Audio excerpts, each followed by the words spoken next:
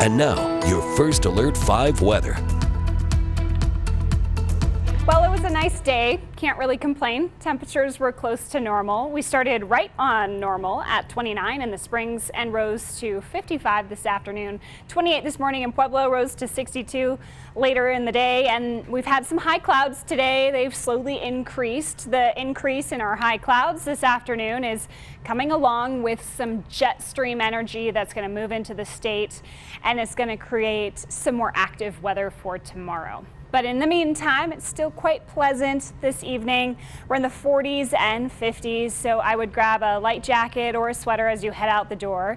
Good thing about today is the wind has been pretty light. It's been a little gusty at times in the mountains, but generally our wind gusts right now are less than 20 miles per hour, and they'll stay that way through the rest of this evening. The wind is going to start to pick up in the mountains tomorrow morning, and then some stronger wind gusts are going to start to spread east across Colorado. We'll see these downsloping westerly winds tomorrow. They'll be gusting around 30 to 50 miles per hour as that jet stream moves over Colorado. And as it downslopes off the mountains, it's going to dry out the air and it's going to heat us up.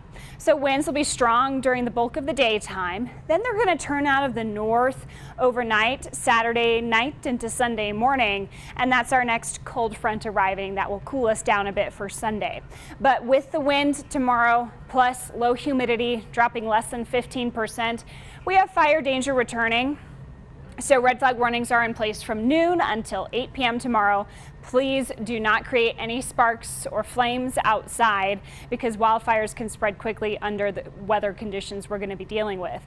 Meanwhile, on the west side of the Continental Divide, we'll have upslope snow with this westerly wind.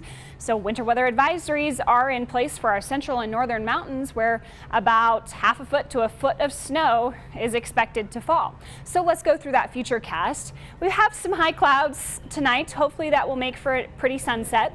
The snow starts overnight in the mountains and it will generally stay there throughout the day on Saturday. It will make it tough to travel into the high country, so the best driving conditions will be tonight and Sunday. Throughout the day on Saturday, do expect winter driving conditions. Meanwhile, we have those downsloping drying breezes here in eastern Colorado tomorrow, 60s and 70s for highs. Any lingering clouds or showers that spill over the mountains will provide us minimal precipitation, if at all. Then that snow should wrap up by Sunday and will start to clear out after that cold front passes through, and temperatures will be a little bit cooler. So tonight we'll drop to the 30s for most of the region. Tomorrow is warm, 50s, 60s, and 70s. And then Sunday a little bit cooler behind that boundary, but we'll just be back down to seasonable temperatures on Sunday. Then next week, we are trending very warm, about 10 to 20 degrees above average. The warmest day looks to be Thursday at a high of 78.